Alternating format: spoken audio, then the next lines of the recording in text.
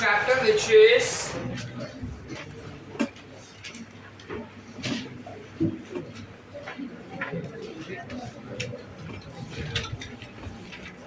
mineral nutrition, where we are basically understanding, थोड़ा सा ले हो जाएगा ठंडा थोड़ी देर में।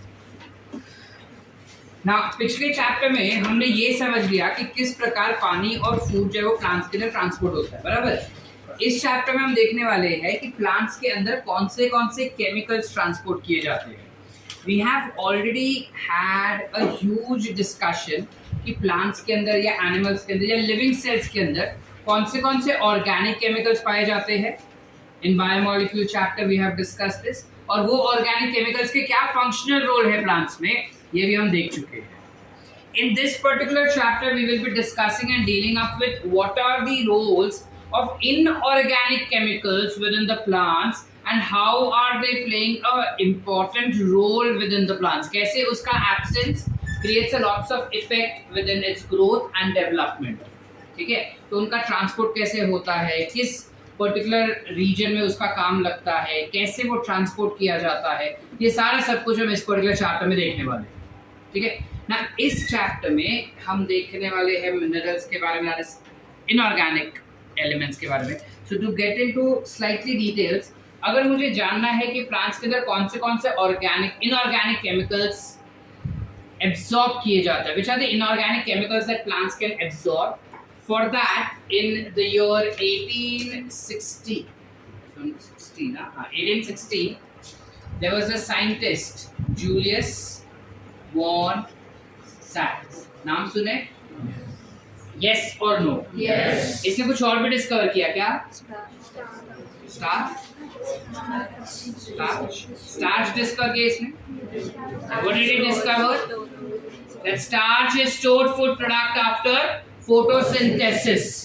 फोटोसिंथेसिस होने के बाद प्लांट्स जो होता है वो फूड को, दैट इज ग्लूकोज को स्टोर करता है in the form of starch. Was something that was discovered by him. Photosynthesis में देख चुके हैं। इस चैप्टर में उसने हमको बताया है details about something called as hydroponics. He introduced a new practice of hydroponics. क्या होता है ये हाइड्रोपोनिक्स? हाइड्रोपोनिक्स इज बेसिकली जहां पे हम किसी भी प्लांट को सॉइल लेस मीडियम में ग्रो कर रहे हैं, यानी कि जब किसी भी प्लांट को सॉइल में ना ग्रो करके बिना सॉइल वाले मीडियम में ग्रो करेंगे तो उसे हम कह देंगे हाइड्रोपोनिक्स। बट बिना सॉइल वाले मतलब it has to be in water. जैसे फॉर एग्जांपल घर पे मनी प्लांट होता है, वो मनी प्लांट को हम कैसे ग्रो करते हैं? जनरली क्या करते हैं, उसके लिए अलग से हम मटका वटका कुंडी उंडी नहीं लाते है ना।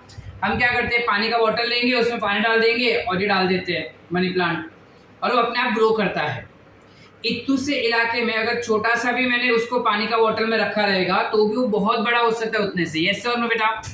तो इस पर्टिकुलर प्रोसेस या इस पर्टिकुलर आइडिया या टेक्निक को you call it as hydroponics. Are we clear? जहां पे we tend to take water, within water we add all essential nutrients, inorganic chemicals that is required for a plant to grow. इस medium को बाद में हम completely seal कर देंगे, completely हम उसको सील कर देते हैं। क्यों सील करेंगे बेटा, बताओ जरा? Why is it necessary for us to seal this thing? To resist air नहीं कहेंगे, but then airborne bacteria या fungal spores रहेगा, वो इस पर्टिकुलर चीज में तो आसानी से ग्रो हो जाएगा ना, बिकॉज न्यूट्रिएंट्स बहुत सारे हैं, तो पूरा मीडिया खराब हो सकता है और प्लांट में इन्फेक्शन स्प्रेड हो सकता है। इसलिए इट इज वेरी इंपॉर्टेंट कि हम उसको सील रखें। You will have a particular plant that is growing in this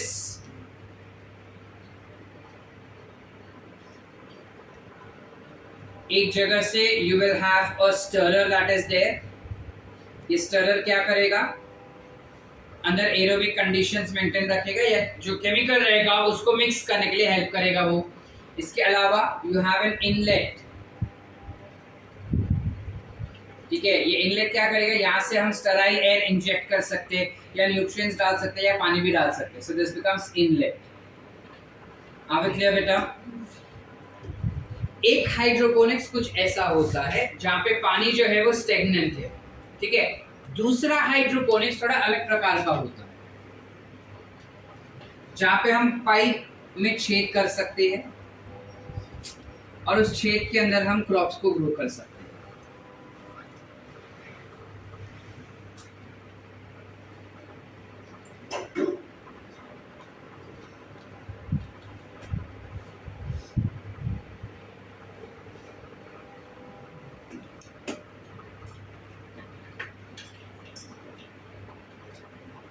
कुछ ऐसे, एक तरफ से वाटर को हम अंदर छोड़ देंगे तो ये पानी कुछ ऐसा अंदर जा रहा है, मस्त फ्लो रहा है, फ्लो रहा है, फ्लो रहा है।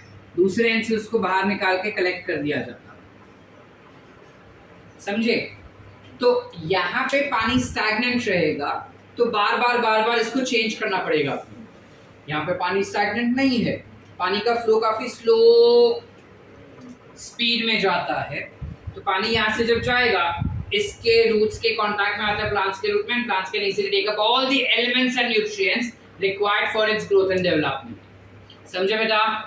यस और नो? यस। ठीक है। और बाय फाइनली बाकी पानी इधर एब्सॉर्ब कर लिया जाता है। इस पानी को तुम रिफर्बिश करके, यानी कि जो भी उसके अंदर कमी है या जो कुछ एक्सेस चीज़ है या खराबी है, उसको तुम रिप्लेस करके अच्छा फ्रेश मटेरियल बना के वापस रीयूज कर सकते या फेंक भी सकते, डिपेंड्स कि तुमको क्या करना है। ठीक है। इस हाइड्रोपोनिक्स का फायदा ये हो जाता है बेटा कि सबसे पहले जिस प्लांट को जो न्यूट्रिएंट चाहिए, अगर वही न्यूट्रिएंट करेक्ट क्वांटिटी में दोगे तो यील्ड अपने को ज़्यादा अच्छी क्वालिटी का और फास्ट मिल सकता है। दूसरी फायदा ये हो जाता है कि क्योंकि इसको जमीन में नहीं ग्रो कर रहे अपन, तो land remains empty for some other culture. Third फायदा ये होगा कि क्योंकि इसको पानी में ग्रो कर रहे हैं तो एक के ऊपर एक भी ग्रो कर सकते हैं। हॉरिजॉन्टल ग्रो करना जरूरी नहीं है, I can grow it vertical also.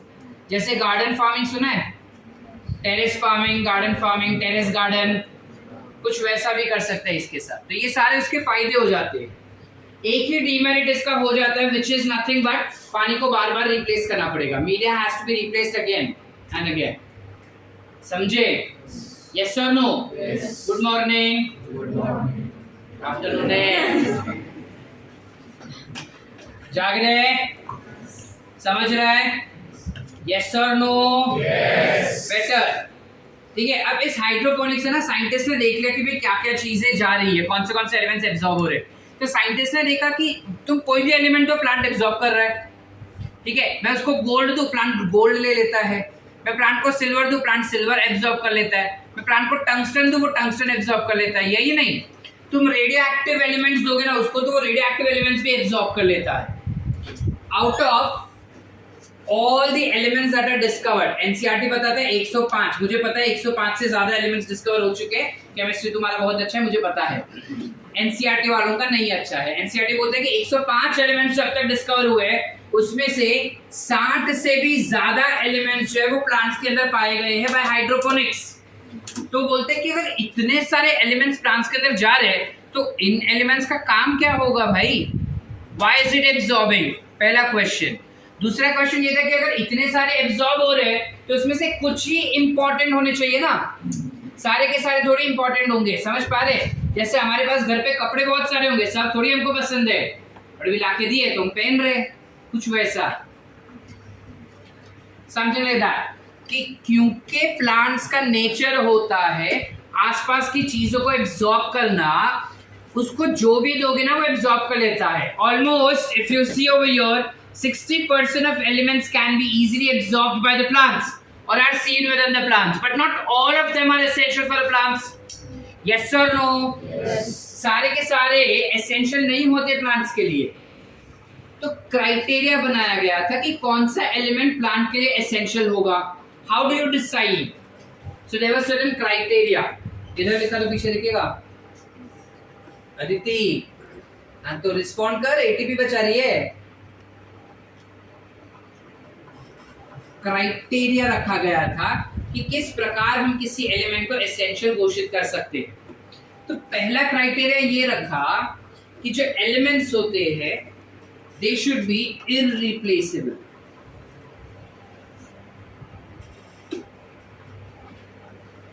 Correct है बेटा?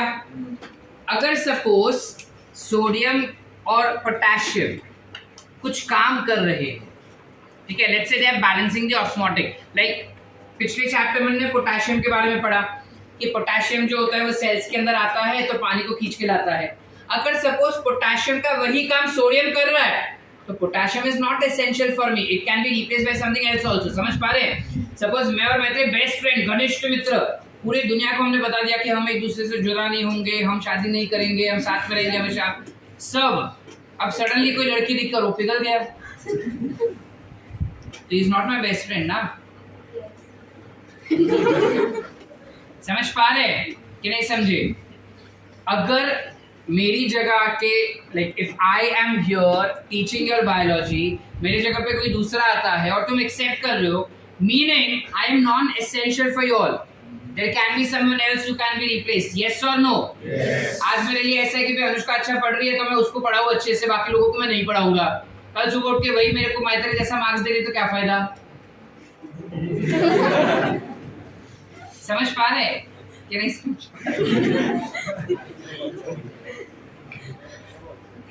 इसलिए तो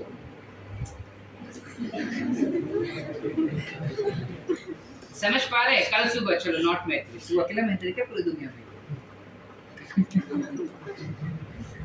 Are we getting the point? The elements should not be replaceable. If they are replaceable, that means they are not essential. ठीक है? दूसरी बात, मैत्री और मैं बेस्ट फ्रेंड ना, मेरे बगैर उसका गुजारा होना ही नहीं चाहिए। His life should be incomplete if I am not around. तो प्लांट्स में भी ऐसा ही होगा। अगर वो एलिमेंट नहीं हुआ प्लांट के अंदर तो प्लांट का लाइफ साइकिल, मेटाबॉलिक एक्टिविटीज रुक जाना चाहिए। जैसे फॉर एग्जांपल, अगर मैं प्लांट को कार्बन ही ना दूं, will plant be able to survive? अगर प्लांट को मैं मैग्नीशियम ही ना दूं तो कोई रेस्पिरेटरी एंजाइम्स एक्टिव ही नहीं होंगे, रेस्पिरेशन नहीं होगा, एटीपी नहीं बनेगा, प्लांट फट से मर जाएगा। समझ पा रहे कि नहीं समझ पा रहे? मैग्नीशियम नहीं होगा तो क्लोरोफिल ही नहीं बनेगा, how will plant survive? So their life cycle shouldn't complete, उनका लाइफ साइकिल जो है वो कंप्लीट ही नहीं होना चाहिए किसी भी एलिमेंट के एब्सेंस में। समझ पा रहे बेटा? यस। थर्ड क्राइटेरिया क्या है? The third criteria that it is explaining is that it should be directly involved in reaction या फिर metabolic activities, यानी कि कोई भी केमिकल वाया नहीं होना चाहिए। लाइक फॉर एग्जाम्पल, अथर्व जो है वो ओंकार को बोलते कि जाना सर के पास से ये डाउट पूछ के आ। So for me Omkar will be more essential because he could ask. वो बंदा पूछा ही नहीं ना, why will he be important for me? So if a chemical is not directly involved in an activity, that means that element is non-essential in nature. Are we clear? Did we understand? इस 3 criteria के basis पे scientist ने 17 अलग अलग type के elements को खोज के निकाला है जो प्लांट्स के लिए एसेंशियल घोषित किए गए। कितने? 17। So there are 17 elements which are considered to be as essential. इधर अच्छा लिख लेंगे। 17 elements are essential. Essential मतलब क्या बेटा? Important. 17 के 17 elements को हमने 2 कैटेगरीज में डिवाइड किया है based on their concentration. Based on their concentration. Meaning एक प्लांट के अंदर एक केमिकल क्या कॉन्सेंट्रेशन में पाया जा रहा है। अगर वो बहुत ज्यादा कॉन्सेंट्रेशन में पाया जाएगा तो मैं उसको क्लासिफाई करूंगा एज मैक्रो न्यूट्रिएंट्स या फिर मैक्रो एलिमेंट्स। अगर कम रहेगा तो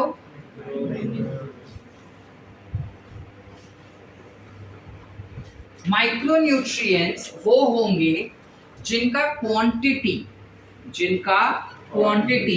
एक 1 per kg of dry weight में it has to be less than 10 millimoles.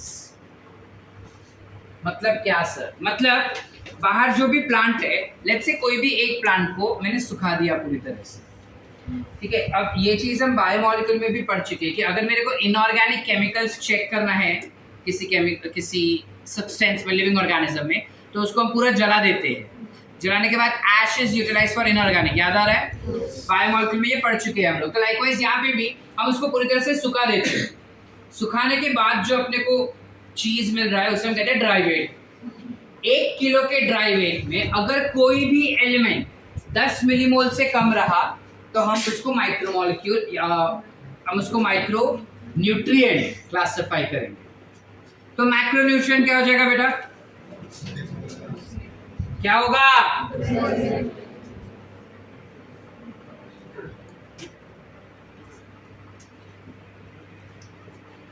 More than 10 millimole पर केजी ऑफ ड्राई वेट।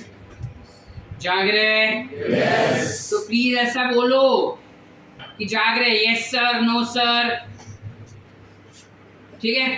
अब क्वेश्चन इसके कौन से केमिकल्स को आप माइक्रो बोलेंगे, कौन से केमिकल्स को आप मैक्रो बोलेंगे? मैक्रो का है NPKS, चोकामर, nitrogen, phosphorus, potassium, sulphur, carbon, hydrogen, oxygen, calcium and magnesium are considered to be as macronutrients which are very very essential. Are we clear? Yes or no? Yes. इसके अलावा कहीं पे पलटे, इसके अलावा you also have Iron Man, जिसने zinc का mobile लिया, ठीक है।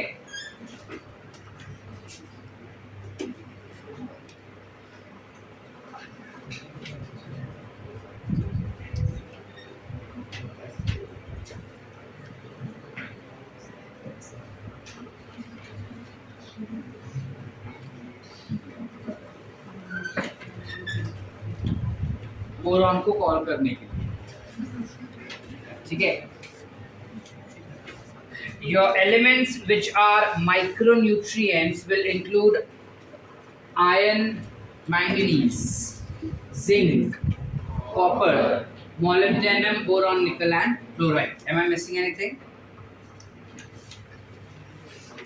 नहीं भी आ रहा। सेकेंड वो नीचे है, ट्रेस एलिमेंट्स, वो ये नहीं है। अब क्लियर अप टिल हियर? गिनो 17 हो गए, पहले गिन ली ना सही। So these are 17 essential elements। इनका जो क्वांटिटी है प्लांट्स के अंदर वो 1 किलोग्राम के ड्राई वेट में, 1 किलो के ड्राई वेट में 10 मिलीमोल से कम है, इसका 10 मिलीमोल से ज्यादा है। तो these are macro, these are micro। इनके अलावा प्लांट्स कहता है कि कुछ ऐसे एलिमेंट्स है जिनका प्लांट्स के अंदर एसेंशियलिटी तो हम नहीं घोषित कर रहे हैं, बट देन ये बहुत ही ज्यादा इंपॉर्टेंट रोल प्ले करता है प्लांट्स के अंदर। However, they are present in very less quantity, very very less, and thus they are classified as trace elements।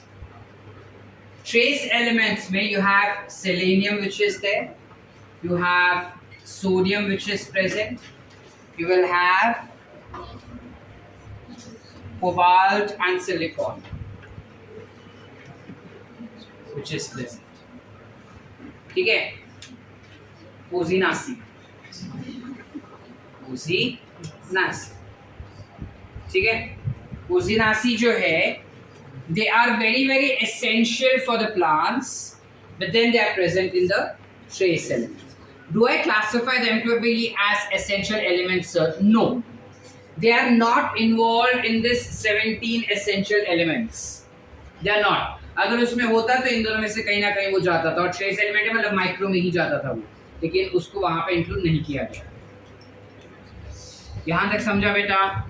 Yes और नो? ये सारे जो एसेंशियल न्यूट्रिएंट्स है 17 के 17, वो 4 बेसिक फंक्शनल रोल प्ले करने में अपने को हेल्प करेगा। ठीक है, there are 4 basic functions that it tends to play.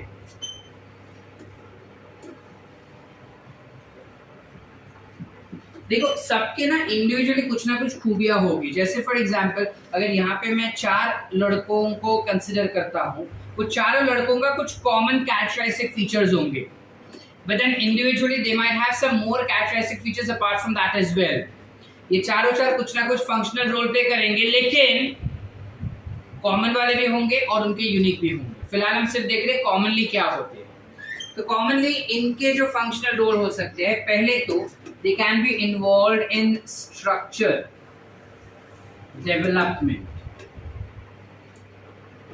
They will be involve in structure development, यानी प्लांट्स के अंदर सेल मेम्ब्रेन बनाने के लिए इन्वॉल्व हो सकते हैं, या फिर क्लोरोफिल बनाने में इन्वॉल्व हो सकते हैं, या क्लोरोप्लास्ट बनाने में इन्वॉल्व हो सकते हैं, या फिर सेल वॉल, सेल मेम्ब्रेन, ठीक है, ऐसे सब अलग अलग स्ट्रक्चर्स बनाने में उनका इन्वॉल्वमेंट हो सकता है। दूसरा, so example for this will be carbon, hydrogen, oxygen, nitrogen etcetera. बराबर है बेटा? इसके अलावा you can have involvement in ATP and related structure। ATP या उसको रिलेटेड स्ट्रक्चर्स बनाने में भी इन्वॉल्वमेंट हो सकता है। जैसे अगर क्लोरोफिल बना रहा है तो उसमें मैग्नीशियम चाहिए होगा, ATP बना रहा है तो फॉस्फोरस चाहिए होगा, ठीक है, कुछ इस प्रकार के केमिकल्स इन्वॉल्व हो सकते हैं जो एनर्जी या फिर एनर्जी प्रोड्यूसिंग केमिकल स्ट्रक्चर्स बनाने में हेल्प करेगा। इसके अलावा it can help to maintain osmotic balance. Cells के अंदर अगर हमें ऑस्मोटिक प्रेशर या ऑस्मोटिक बैलेंस मेंटेन करना रहेगा तो भी इन एलिमेंट्स का इस्तेमाल हो सकता है। जैसे for example potassium, sodium chloride, osmotic pressure को डेवलप करने के लिए या ऑस्मोसिस मेंटेन करने के लिए इस्तेमाल किया जा सकता है। And lastly they can be involved in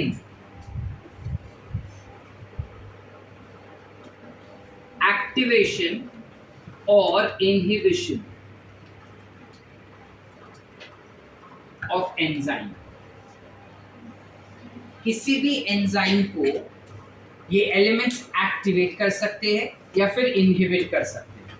like for example you have something called as zinc which acts as cofactor।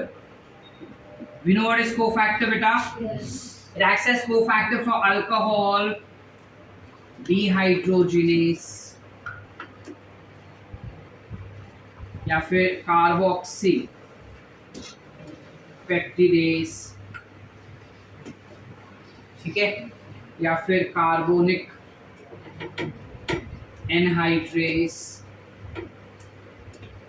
ये सारे अलग अलग केमिकल्स है। एक और एंजाइम है विच इज पाइरुवेट डीकार्बोक्सिलेज जो एनारोबिक रेस्पिरेशन में काम आता है। इन सब में zinc can be used as cofactor. You can have magnesium which can also act as cofactor for rubisco। इसके अलावा it can act cofactor for hexokinase etc। अब क्लियर बेटा? इस तरीके से अलग अलग एलिमेंट्स जो है वो एंजाइम्स के कोफैक्टर्स दैट इज एक्टिवेटर या इनहिबिटर की तरह काम कर सकते हैं। तो ये 4 मेजर बेसिक रूल्स हो सकते हैं for all of these 17 elements। Any doubts up clear beta? Yes or no? No। सब समझे? कुछ लिखना है बोर्ड से?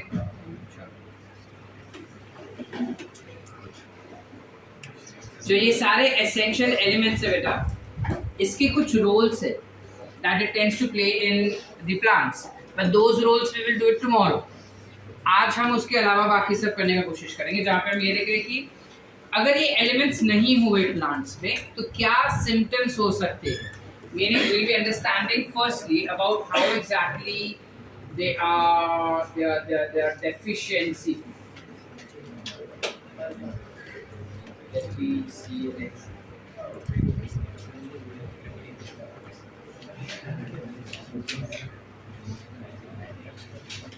What are their deficiency symptoms? Can we stop talking? Last के वो 4 जन डेफिशिएंसी के सिम्टम्स क्या क्या हो सकते हैं इसके। तो पहले ये देखना होगा कि जो एलिमेंट्स होता है ना बेटा, कुछ एलिमेंट्स को हम मोबाइल एलिमेंट्स में कंसिडर करते हैं, कुछ एलिमेंट्स को हम इमोबाइल एलिमेंट्स में कंसिडर करते हैं। लास्ट बेंच पे दिख रहा है, प्रेरणा को छोड़ के बाकी सबको दिखता है। मोबाइल एलिमेंट्स होते हैं और कुछ होते हैं immobile elements. Now what are the differences between them? क्या होता है, अगर एक पर्टिकुलर प्लांट है, लेट्स से सपोज, जहाँ पे एक नया प्लांट ग्रो, नया लीफ, पुराना लीफ है, और एक जगह पे एक छोटू सा नया लीफ ग्रो हो रहा है, बड सॉर्ट ऑफ, ठीक है। अब सिनेरियो क्या होता है, this leaf is about to undergo senescence, या ये सीनेसेंस कर रहा है फिलहाल। What is senescence? एजिंग, मरने वाला है, ठीक है। कुछ एलिमेंट्स के पास कैपेबिलिटीज होती है कि वो मोबाइल एलिमेंट्स है, यानी कि एक जगह से दूसरी जगह पे मूव कर सकता है। तो ये मोबाइल एलिमेंट्स अगर सॉइल में नहीं हुए, ठीक है, लेट्स से for example nitrogen is a mobile element. If suppose soil में से नाइट्रोजन गायब है, you don't have any nitrogen with in the soils, in that case ये जो सीनेसेंस हो रहा है ना लीफ, वो नाइट्रोजन को तोड़ तोड़ के जाइलम में डाल देगा और नए वाले लीफ के पास भेज देगा। ये क्या बोलेगा कि मैं तो वैसे भी मरने वाला है, अगर मैं मेरे न्यूट्रिएंट्स तेरे को दे तो कम से कम तू तो जिएगा। समझ पा रहे या नहीं? तो इस टाइप के जो मोबाइल एलिमेंट्स होंगे ना बेटा, उनके डेफिशिएंसी का सिम्टम्स, उनके कमी का सिम्टम्स पहले किस में दिखाई देगा, नए वाले में या पुराने वाले में? नहीं समझा कॉन्सेप्ट? क्या बोल रहे हैं हम? हमारे पास एक पुराना वाला सीनेसेंस हो रहा केमिकल स्ट्रक्चर है और एक नया बन रहा है। अगर सॉइल से हमें कोई केमिकल नहीं मिल रहा है तो जो मरता हुआ स्ट्रक्चर है ना, वो उस केमिकल को तोड़ तोड़ के दे देगा नए वाले के पास। तो जो मोबाइल एलिमेंट्स है उसका डेफिशिएंसी का सिम्टम्स पुराने वाले में पहले दिखेगा या नए वाले में? अभी भी नहीं समझे? नहीं। Nitrogen is a mobile element, जो जा रहा था पुराने वाले के पास भी, नए वाले के पास भी, ठीक है। अब ये केमिकल जो है सॉइल में से खत्म हो गया, आ ही नहीं, तो ये प्लांट मर जाएगा, बिना नाइट्रोजन का वो मर जाएगा। यस और नो?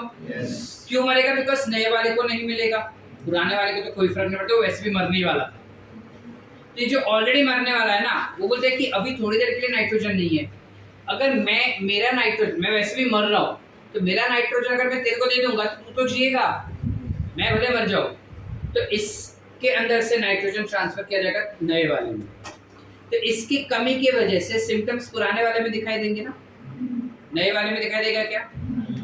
नए वाले में बाद में दिखाई देगा। सो मोबाइल एलिमेंट्स का अगर डेफिशिएंसी हुआ तो सिम्टम्स जो होंगे वो पुराने वाले में दिखाई देंगे, यानी सीनेसेंस वाले स्ट्रक्चर्स में दिखाई देंगे। आप क्लियर बेटा? यस और नो? यस। अब कौन से ऐसे एग्जांपल्स है which are classified to be as mobile elements? So that includes your nitrogen, potassium and magnesium.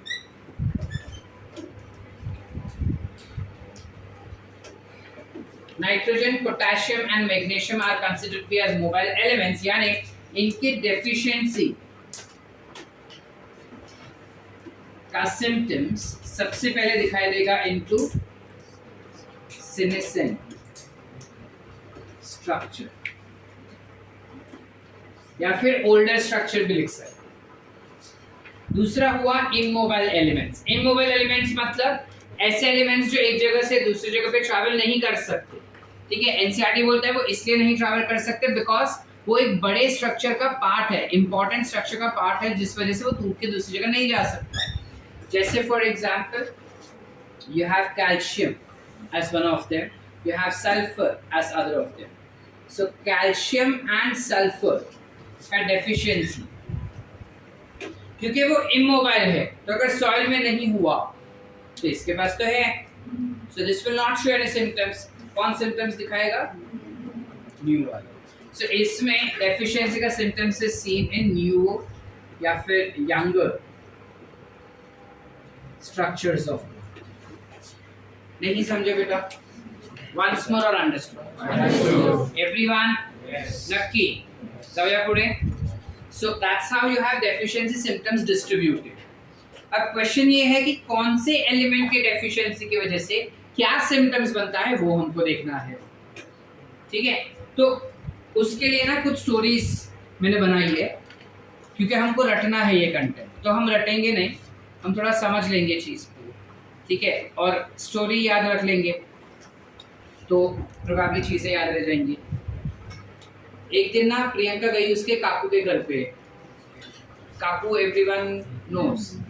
ठीक है, काकू के घर पे गई और उधर खेल रही थी. खेलते खेलते उनका मग टूट गया. क्या हो गया? काकू का मग टूट गया. काकू का मग टूट गया. ठीक है, नेक्रोसिस यानी sudden cell death. We have discussed this if I am not mistaken.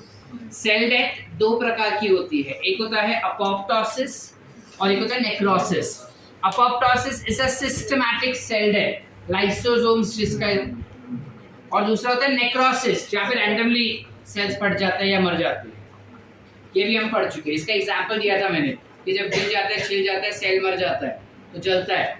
लेकिन हर रोज सेल मर रहे तब नहीं जलता, because that is an organized cell death. Apoptosis जब सडनली गिरते हैं और सेल्स टूटते हैं, that is necrosis. Are we clear? Priyanka खेल रही थी काकू के घर पे, खेलते खेलते मग टूट गया. काकू का मग ब्रिंग्स अबाउट नेक्रोसिस. ठीक है, मंडे को आलसी डे होता है जनरली. तुम्हारे लिए नहीं होगा बिकॉज तुम मंडे को, क्या संडे को यू आर वर्किंग. जनरली जो संडे को काम करता है, यानी जिस दिन छुट्टी होता है उसके अगले दिन अगर बोलो कि हमको काम करना है तो बहुत बोर होता है, बहुत आलस हो जाता है ना. So Sunday is mostly holiday everywhere. That is the reason that Mondays are very boring और हमको काम करने का मन नहीं करता, तो चीजें स्लो हो जाती है. And thus on Mondays flowering, plant बोलते हैं कि मैं फ्लावरिंग आराम से करूंगा. So if you do not have molybdenum, nitrogen and sulfur, flowering will delay it. क्या दो हमने चीजें याद रखनी है कि प्रियंका गई थी काकू के घर पे, खेलते खेलते मग टूट गया. ठीक है, और ये दिन कौन सा था? सोमवार का. काकू मस्त सो रही थी एंड थस फ्लावरिंग भी डिले हो रहा था.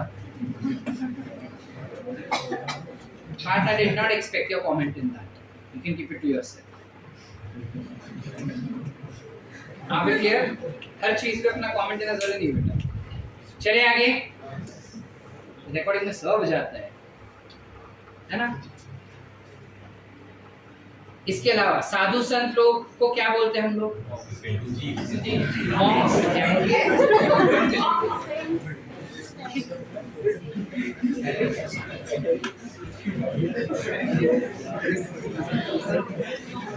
साधु संत लोग रिप्रोडक्शन नहीं करते है ना. अरे दुनिया त्याग दी है ना उन्होंने, दुनिया त्याग दी है, वो रिप्रोडक्शन करते नहीं. रिप्रोडक्शन मतलब क्या? Cell division, right? मतलब वो नहीं.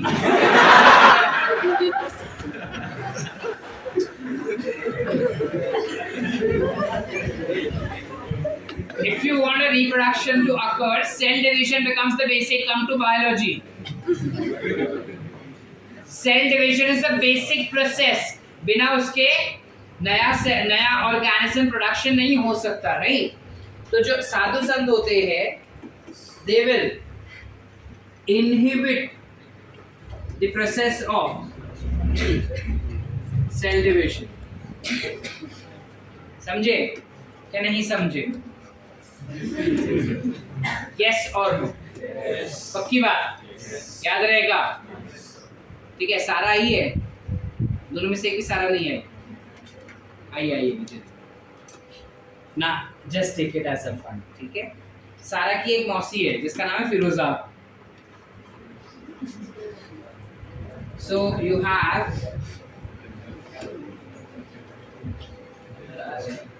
फिरोजा मासी। ठीक है, क्या लिखा था मैंने?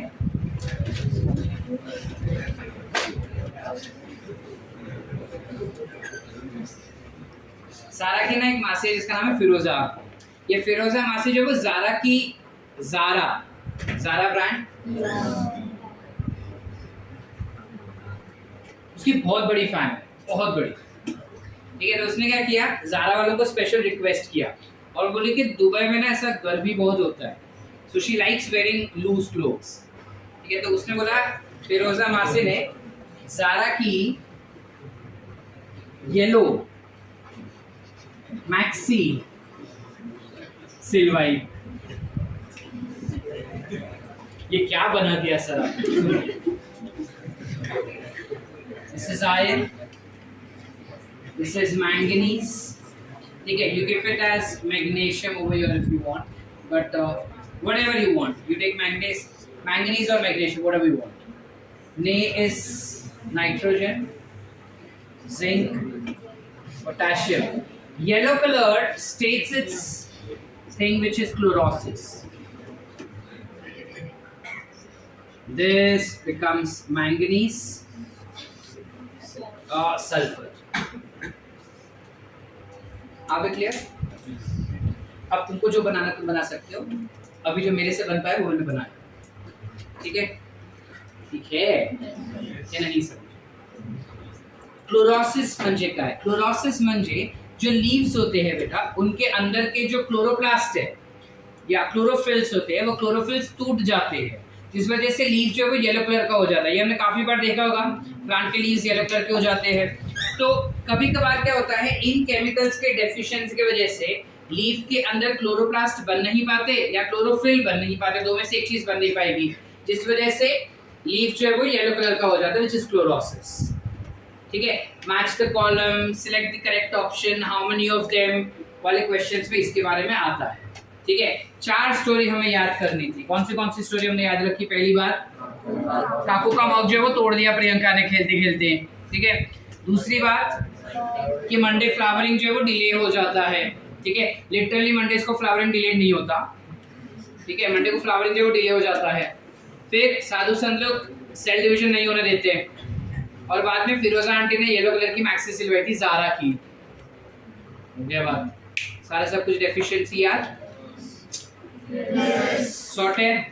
Any doubts? इतना लिखिए पहले, चलो quickly. Next, what we have to understand is about mineral toxicity. काय असतं मिनरल टॉक्सिसिटी? टॉक्सिक म्हणजे काय? हार्मफुल। कोई चीज हार्मफुल कब होती है? जब एक्सेसिव हो जाएगा तब हार्मफुल होगा। अब हमारे पास 2 टाइप के न्यूट्रिएंट्स हमने पढ़े, एक माइक्रो और एक मैक्रो। करेक्ट? मैक्रो मतलब ऐसा जो हमको कौन से क्वांटिटी में चाहिए? ज्यादा क्वांटिटी में। माइक्रो हमको चाहिए, तो किसका increase might cause toxicity? Micro का increase will cause toxicity. That's why when we say mineral toxicity we actually mean toxicity of micronutrients. What do we mean over here? Mineral toxicity of micronutrient. क्या होता है? जब micronutrient जरूरत से ज्यादा plants में रहेगा ना, जब माइक्रोन्यूट्रिएंट्स जरूरत से ज्यादा रहेगा प्लांट्स के अंदर, तो ये एक टॉक्सिसिटी प्रोड्यूस कर देता है प्लांट्स में, जिस वजह से प्लांट्स का जो ड्राई वेट होता है वो 10% रिड्यूस हो जाता है। ठीक है, so 10% reduction in dry weight of plant due to increase in concentration of micronutrient will be called as toxicity, mineral toxicity या micronutrient toxicity. समझा कि नहीं? रक्ष हाय, व्हाट्स अप, ज्ञान इधर बेटा, ठीक है? इसमें हमें एक एग्जांपल दिया गया है which is of manganese. We know that manganese is a micronutrient, है ना? तो ये जो मैंगनीज होता है ये प्लांट्स में जब जरूरत से ज्यादा क्वांटिटी में रहेगा ना तब वो 3 केमिकल को परेशान करता है. वो आयरन और मैग्नीशियम को परेशान करेगा. It will not allow it's Uptake, meaning plants को वो आयरन और मैग्नीशियम को एब्जॉर्ब ही नहीं करने देगा. ठीक है? Plants will not be able to absorb iron and magnesium if the quantity of manganese is very high within the plant. That would ultimately lead to what? Iron or magnesium का deficiency. Yes or no? It will ultimately lead to iron and magnesium का deficiency, leading to neurosis. बराबर बेटा? इसके अलावा it also tends to affect calcium transport to shoot a pipe. वो calcium के transport को रोक देता है. वो कैल्शियम को शूट के ऊपर ट्रांसपोर्ट होना होता है कैल्शियम को जनरली, तो it will not allow calcium to transfer at shoot apex. अब जब वो उधर पहुंचेगा नहीं तो सेल्स जो वो मरना शुरू कर देंगे. क्यों? कैल्शियम पेक्टेट चाहिए ना. रिमेंबर क्या होता है ये कैल्शियम पेक्टेट? मिडिल लैमेले बनाता है.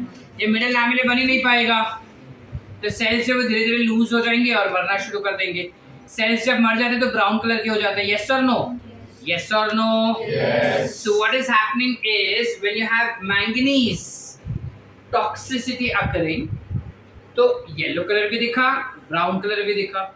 So it tends to see brown spots on chlorotic veins.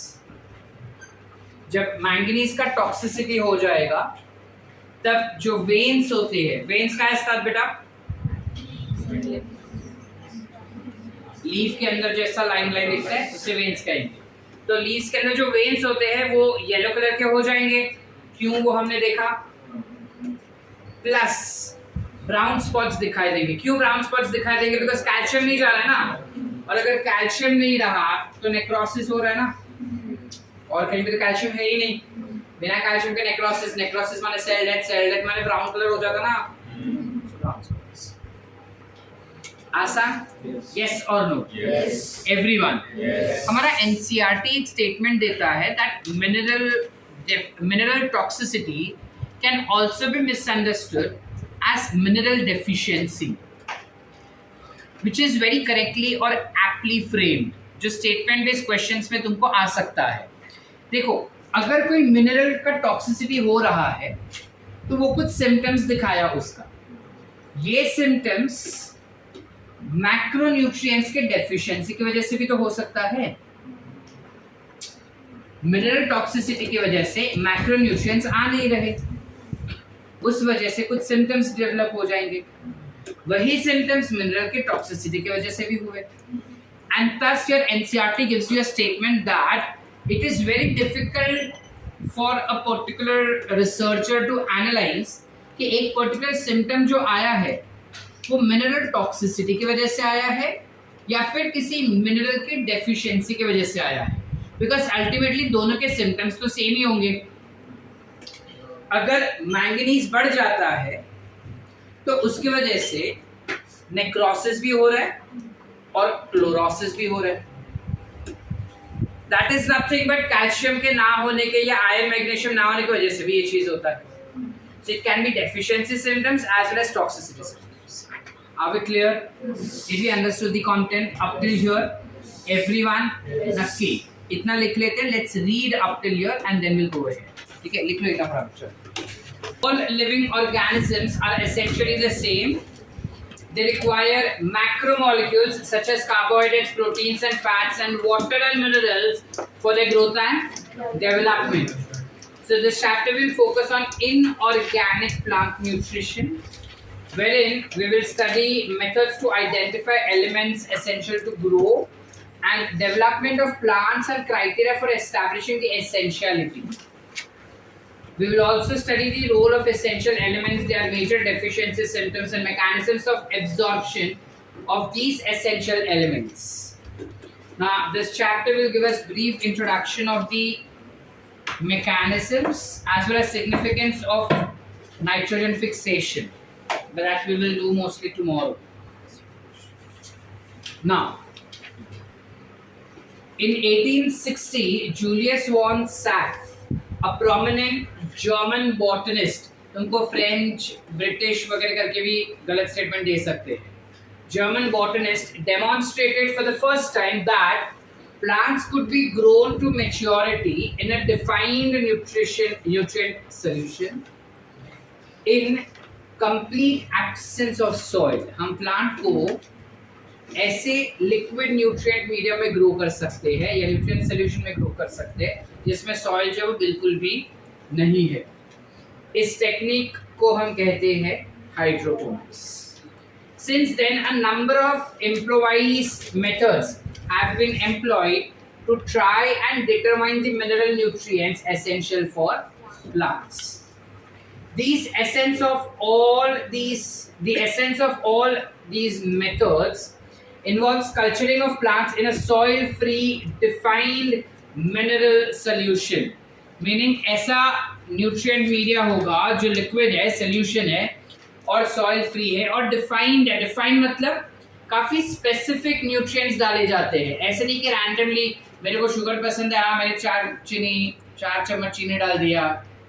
It's a very defined, properly measured mineral solution.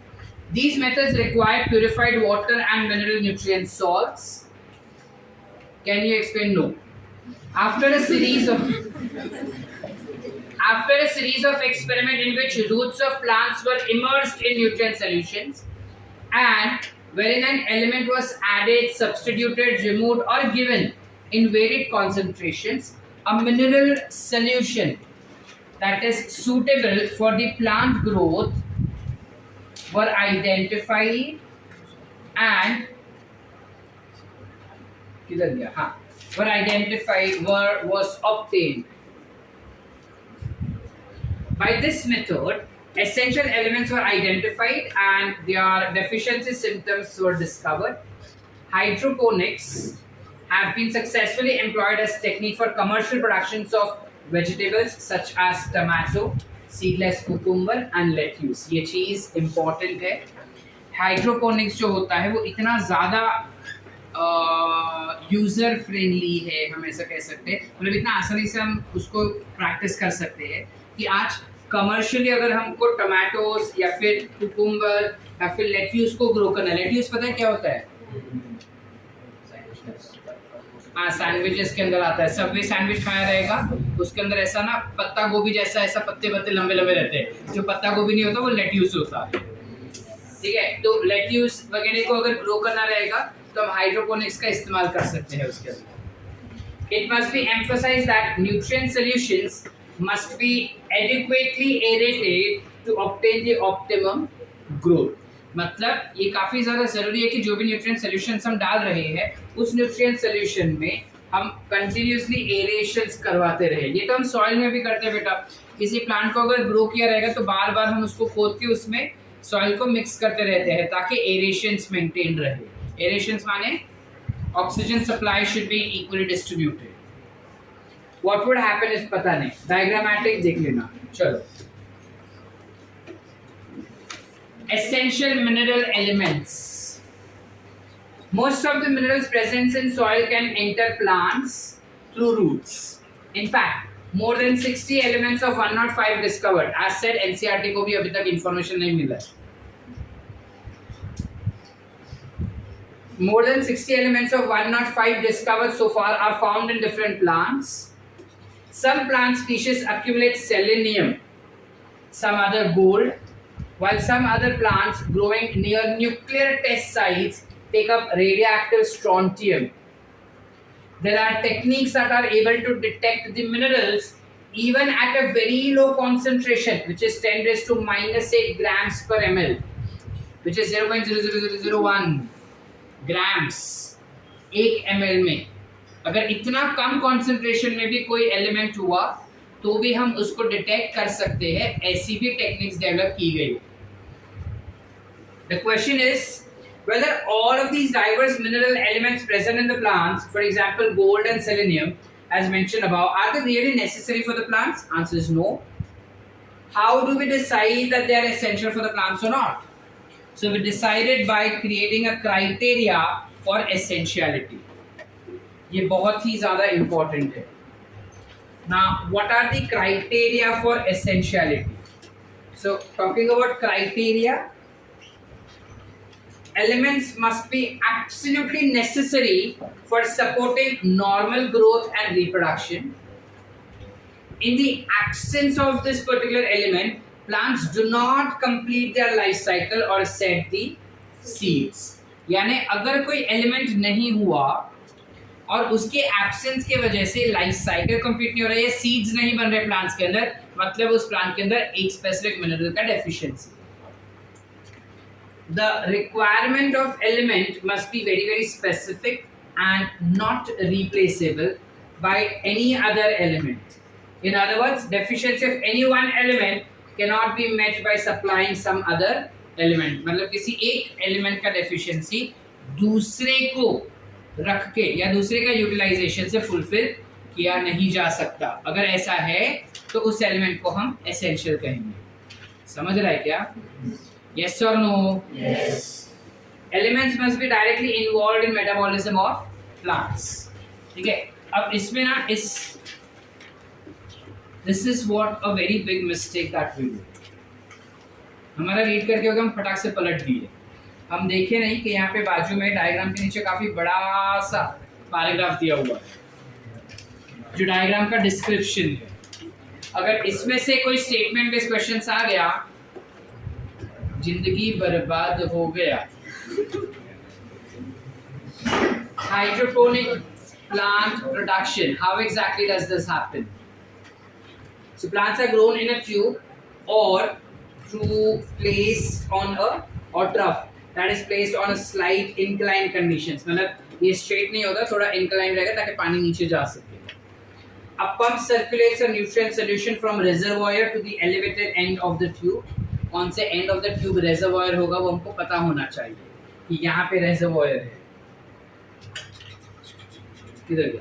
The solution flows down the tube and returns to the reservoir due to gravity. Insect shows a plant whose roots are continuously bathed in aerated nutrient solution. ये aerated term नहीं होगा तो भी मेरा statement गलत हो जाता है. ठीक है. Yeah, sealed condition, unaerated, anything could be. The arrows indicate the direction of the flow of water, of course. But यहाँ पे अगर water का flow छोड़ के अगर हमको कुछ अलग term दे दिया तो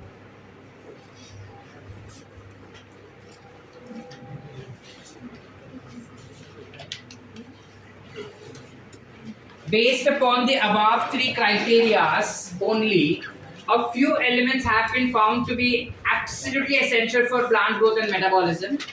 These elements are further divided into two broad categories based on their quantitative requirements, which is macro and micronutrients. Macronutrients are generally present in plants in large amounts. How much large? In excess of 10 millimole kg inverse 1, which is nothing but per kg. Of dry matter. यानी 1 kilo के dry matter में 10 millimole से ज्यादा अगर कोई element हुआ तो उसे हम मैक्रोन्यूट्रिएंट कहेंगे. The macronutrients include carbon, hydrogen, oxygen, nitrogen. Of these, carbon, hydrogen, and oxygen are mainly obtained from carbon dioxide and water. याद रखना ये चीज. While the other elements are absorbed from the soil as mineral nutrition. Micronutrients or trace elements are needed in very small quantities, which is atharva, less than 10 millimole per kg of dry weight. These include all of these. In addition to the 17 essential elements named above, there are some beneficial elements such as sodium, silicon, cobalt and selenium. They are required by higher plants only. Lower plants might not require that means. Okay, they are required by higher plants. Essential elements can be grouped into 4 broad categories based on the diverse function that it tends to play. What are these 4 categories? सबसे पहले essential elements as compounds of biomolecules and hence structural elements of the soils, which is carbon, hydrogen, oxygen and nitrogen. Essential elements that are components of energy-related chemical compounds in the plants, like for example phosphorus that is seen in ATP, magnesium that is seen in chlorophyll. Essential elements that activate or inhibit enzymes, like for example magnesium, which acts as activator for both rubisco and PEP carboxylase, both of which are critical enzymes in photosynthetic carbon fixation. Zinc is an activator of alcohol dehydrogenase and molybdenum of nitrogenase during nitrogen metabolism. इसके बारे में थोड़ी देर बाद में देखेंगे. Can you name few names?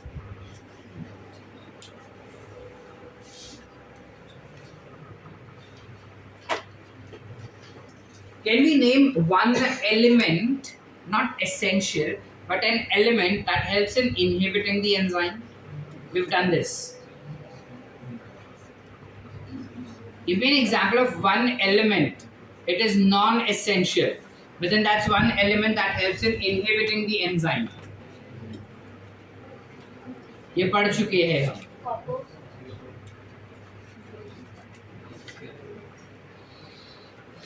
इसको खा के इंसान मर जाएगा. Cyanide. It inhibits what? Cytochrome. बताओ. बराबर जोर से बोल. Cytochrome C oxidase, which is an enzyme seen in complex 4 of electron transport chain. Some essential elements can alter the osmotic potential of the cells, like potassium plays an important role in opening and closing of stomata. So you may recall this roles of mineral as solutes in determining water potential of the cells as well. We have discussed this in previous chapter. Yes or no? आया ना बोलो ना. Yes. बाकी ये चीज़ हम अभी तक किए नहीं है. Deficiency symptoms. We'll do deficiency symptoms, mineral toxicity, and then we'll go for dissection. Can I get energy for this last 10 minutes? Yes. तो dissection ढंग से करवाऊंगा, नहीं तो नहीं करवा रहा. रहेगी तो नहीं करवानी. Deficiency symptoms of essential elements. Whenever the supply of essential elements becomes limited, plant growth will be retarded. The concentration of essential elements below which plant growth is retarded will be termed as critical concentration. I missed out this point. जब कभी भी किसी भी element का minimum requirement होता है बेटा, वो मिनिमम रिक्वायरमेंट से भी जब वो नीचे चला गया और मतलब एक पर्टिकुलर कॉन्सेंट्रेशन से जब नीचे जाने पे अगर प्लांट का ग्रोथ रिटार्ड होता है तो उस कॉन्सेंट्रेशन को हम कहेंगे critical concentration. Meaning if let's say minimum of calcium that I require is somewhere around 12 millimoles per kg of dry weight, इससे नीचे गया ना तो प्लांट में ग्रोथ का रिटार्डेशन हो जाएगा. So this becomes its critical concentration. That even if it is 11 or 11.5, then growth will be retarded. So 12 becomes its critical concentration. So the element is said to be deficient when present below the critical concentration. Since each element has one or more specific structural or functional role in the plants, In absence of any particular element, plant shows certain morphological changes. Correct? क्योंकि हर एक element का एक specific role होता है plant के अंदर. अगर वो एब्सेंट हुआ, अगर वो एलिमेंट एब्सेंट हुआ, तो प्लांट के अंदर उसका डेफिशिएंसी सिम्टम्स एकदम फटाक से दिख के आ जाएगा. This morphological changes are indicative of certain element deficiency and are called as deficiency symptoms. The deficiency symptoms vary from element to element and they disappear when the deficient mineral is provided to the plant. Correct? हर एक element जब deficient हो जाता है, यानी कोई भी element को तुम निकालो तो काफी सारे सिम्टम्स दिखाई देंगे, लेकिन जब वापस से वो एलिमेंट उनको दे देंगे तो ये सिम्टम्स रिवर्स हो जाएंगे. Yes. The deficiency symptoms done. However, if deprivation continues, यानी अगर अभी भी रिटार्ड हो रहा है, अभी भी क्वांटिटी कम होते ही जा रहा है, it may eventually lead to the death of the plants. Plant. If parts of plants that show the deficiency symptoms also depend on the mobility of the element in the plant. ठीक है, plant तब मरेगा जब deficiency symptoms उनके उन elements का होगा जिनमें mobility, deficiency symptoms will depend on the mobility, यानी कहाँ पे कौन से रीजन में डेफिशिएंसी अपने को दिखाई देगा प्लांट के, वो डिपेंड करता है कि प्लांट का वो एलिमेंट मोबाइल एलिमेंट है या फिर इमोबाइल. ठीक है. For elements like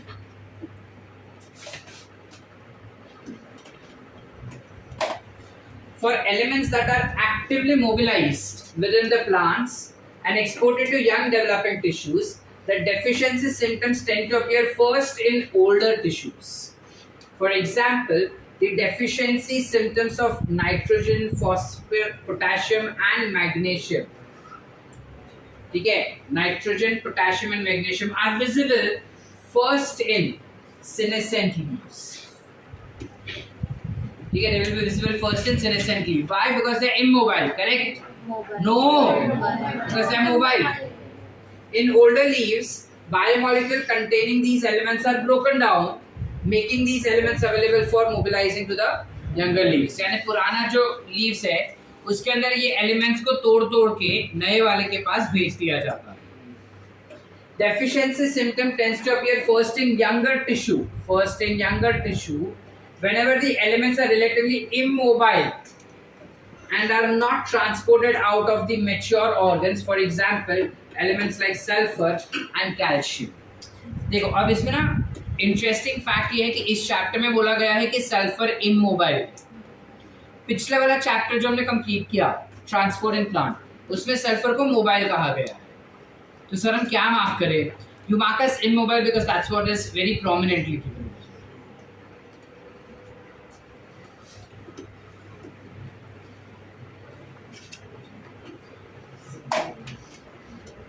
So you have sulfur and calcium are the parts of structural components of cells and hence are not easily released.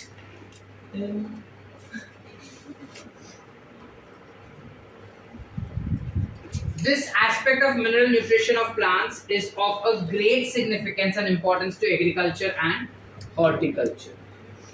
The kind of deficiency symptoms shown in the plants include chlorosis, necrosis, stunted plant growth, premature fall of leaves and buds, and inhibition of cell division. Chlorosis is loss of chlorophyll leading to yellowing of leaves. This symptom is caused by deficiency of elements ये फिरोजांटी वाला. Likewise, necrosis or death of tissues, particularly leaf tissue, is due to deficiency of Kakuka merg वाला. Lack or low levels of monks will cause inhibition of cell division. Some elements like Mondays will delay flowering if their concentration in plants is very very low. Asan beta? Yes. You can see from the above that deficiency symptoms of elements can cause multiple symptoms and that some, जैसे हम देख सकते हैं कि कोई भी element का deficiency जो है वो एक नहीं मल्टीपल सिम्टम्स दिखा सकता है. Like for example if I just take up about nitrogen, let's say. So nitrogen अगर नहीं हुआ तो it can cause chlorosis, it can cause cell division का inhibition, it can also delay flowering. Sulphur ना होने की वजह से भी वही सेम चीजें हो सकती है. मॉलिब्डेनम ना होने की वजह से ये दो चीजें हो सकती है, cell death and this. Meaning one single element can show multiple symptoms of deficiency and multiple nutrient का deficiencies can show us the same symptoms. समझे कि नहीं समझे? एक न्यूट्रिएंट की डेफिशिएंसी की वजह से बहुत सारे सिम्टम्स दिखाए जा सकते हैं और एक सिम्टम बहुत सारे एलिमेंट्स के डेफिशिएंसी की वजह से भी हो सकता है. Hence, to identify the deficient element, one has to study all symptoms developed in all various parts of the plant and compare them with available standard tables. We must also be aware that the different plants also respond differently in the deficiency of same element. यानी कि वो बता रहा है कि अगर ऐसा इतना कंफ्यूजन क्रिएट होता है कि एक एलिमेंट के डेफिशिएंसी की वजह से मल्टीपल सिम्टम्स हो रहे हैं और एक ही सिम्टम मल्टीपल मिनरल की डेफिशिएंसी की वजह से हो रहा है. लाइक फॉर एग्जांपल क्लोरोसिस कितने सारे लोग डेफिशिएंसी क्रिएट जनरेट कर रहे हैं. तो इन दैट केस अगर मुझे जानना है कि एग्जैक्टली कौन सा एलिमेंट जो है वो डेफिशिएंट हुआ है तो मैं क्या करूँगा, अलग अलग बॉडी पार्ट्स देखेंगे प्लांट्स के. अगर वो नेक्रोसिस भी कर रहा है, सेल डिवीजन यानी ग्रोथ भी नहीं दिखा रहा है प्लांट्स में और फ्लावरिंग भी डिले कर रहा है, मीनिंग यू हैव नाइट्रोजन का deficiency which is been seen. समझे कि नहीं समझे? तो ऐसा एक स्टैंडर्ड चार्ट भी टेबल्स अवेलेबल है हमारे मार्केट में जिसको खरीद के हम इस चीज को आसानी से आइडेंटिफाई कर सकते. ठीक है बेटा. Next and last thing that we have to understand for today becomes mineral toxicity. Requirements of micronutrient is always low, is always in low amounts, while their moderate decrease causes deficiency symptoms. मतलब एक तो पहली बात micronutrients हमको कम quantity में ही चाहिए होता है. अब अगर वो भी ना मिले तो फटाक से डेफिशिएंसी सिम्टम्स दिख जाते हैं उनके, एंड अगर वो इंक्रीज हो जाए तो वो टॉक्सिसिटी दिखाएंगे. मीनिंग माइक्रोन्यूट्रिएंट्स काफी स्पेसिफिक क्वांटिटी में हमको चाहिए होंगे. In other words there is a narrow range of concentration at which elements are optimum. Any mineral ion concentration in tissues that reduces the dry weight of tissues by about 10% is considered to be as toxic. जब कभी भी कोई भी micronutrient किसी भी plant का dry wait 10% से कम करवा देता है तो उस न्यूट्रिएंट को हम कहेंगे टॉक्सिक, या उस लेवल को, उस कॉन्सेंट्रेशन को कहेंगे कि ये कॉन्सेंट्रेशन उस मिनरल का टॉक्सिसिटी जनरेट कर रहा है. Such critical concentrations vary widely among different micronutrients. The toxicity symptoms are difficult to identify. Toxicity levels for any elements also vary for different plants. अलग-अलग plants को अलग-अलग चीजें पसंद होंगी, तो अलग-अलग plants में toxicity का symptoms भी अलग-अलग दिखाई देता है. Many times excess of an element may inhibit uptake of another element. For example, the prominent symptoms of manganese toxicity is the appearance of brown spots around the chlorotic veins. It is important to know that manganese will compete with iron and magnesium for uptake and with magnesium for binding with the enzymes. Manganese also inhibits calcium translocation in the shoot apex. Therefore, excess of manganese may in fact induce deficiencies of iron, magnesium and calcium. Thus, what appears as a symptom of manganese toxicity may actually be the deficiency symptoms of iron, magnesium and calcium. Can this knowledge be of some importance to farmers, a gardener or even for you in your kitchen garden? Yes, it can be helpful for us to understand. Are we clear? Yes. Any doubts up till here? No. All sort? Yes. पक्की बात? Yes. चलो. Tomorrow we'll go ahead with the chapter.